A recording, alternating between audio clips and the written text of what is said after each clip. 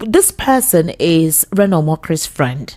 And there's a reason why I'm bringing this, because I and Chama had this conversation during the world news at 12. Do you know that this man came out and wrote, the truth about Reno Omokri is sad. I have seen it up close. Last year on his birthday safari in Kenya, he stayed at my home in Texas. Most recently, he hosted me in Abuja. Reno doesn't lie like most liars. He lies calm, cool, constant. Up close, he's reptilian, chilling, soulless, yet so charming. He once posted a video flaunting luxury cars, claiming they were his. Two belonged to a friend of mine. Reno visited, rode in them, filmed them, and claimed ownership. A total fabrication. I stayed quiet then, but started watching closely. On my recent fact-finding trip about Nigeria's persecution crisis, he promised meetings with Tinubu, NSA, Ribadu, and the Sultan of Sokoto.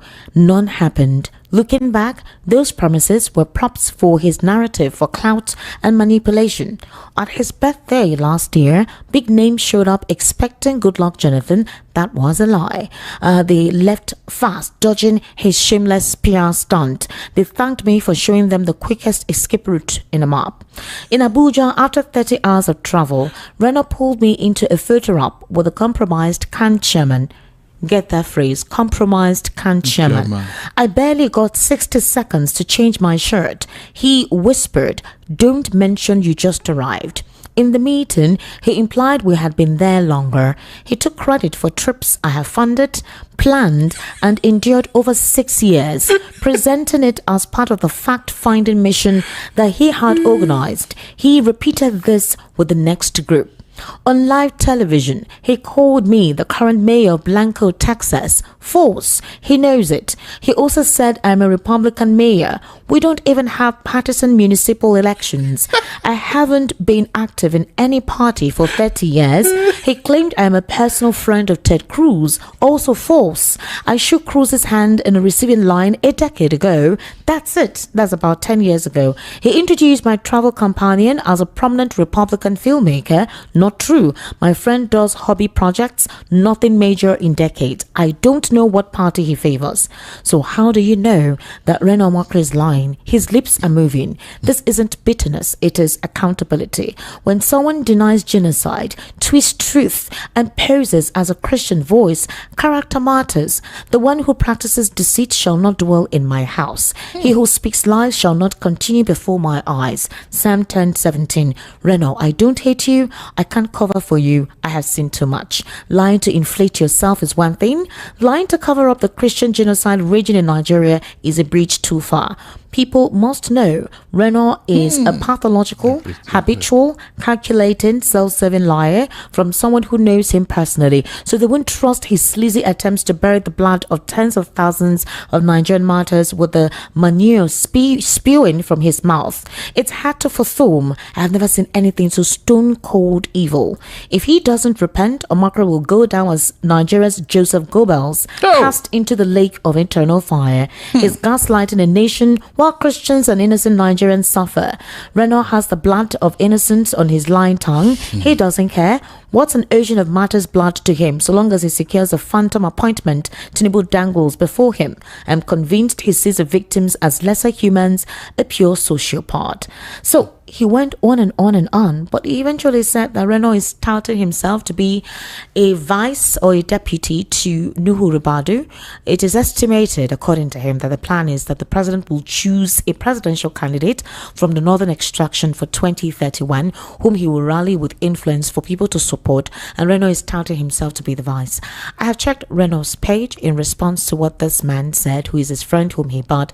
We haven't seen anything like that.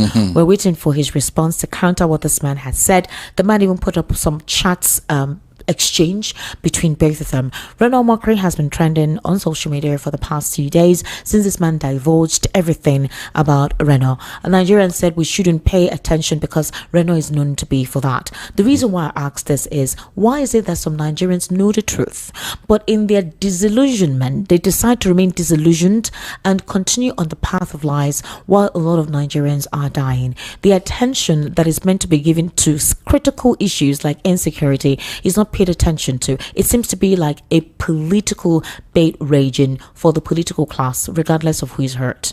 What's your take on this, very briefly? Esther, Reno is a job man. I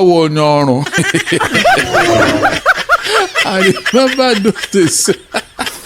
One of the things that the EFCC used to nab, what's that his name? This guy, okay, he has office at Ogulano Drive. Okay.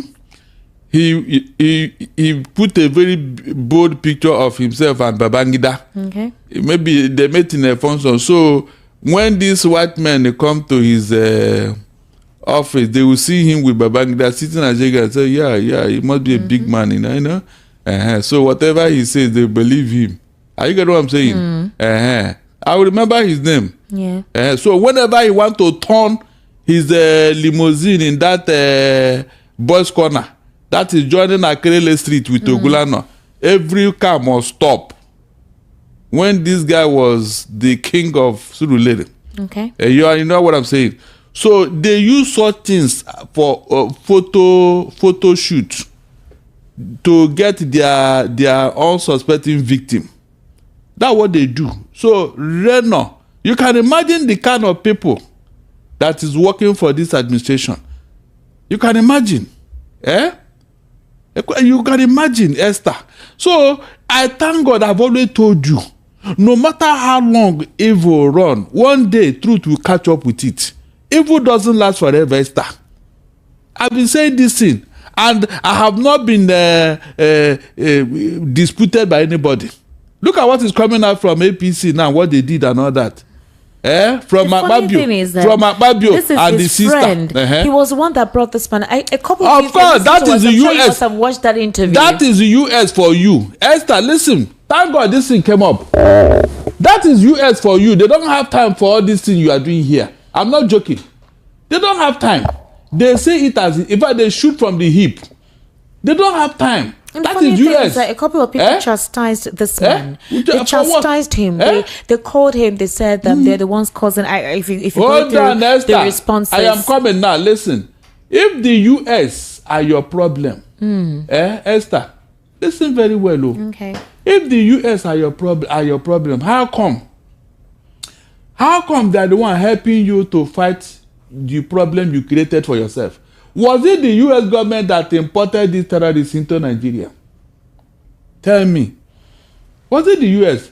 They are claiming that it was when Obama destabilized Libya. Listen, from Libya to Nigeria, you will pass one or two countries before they will enter Nigeria, true or false?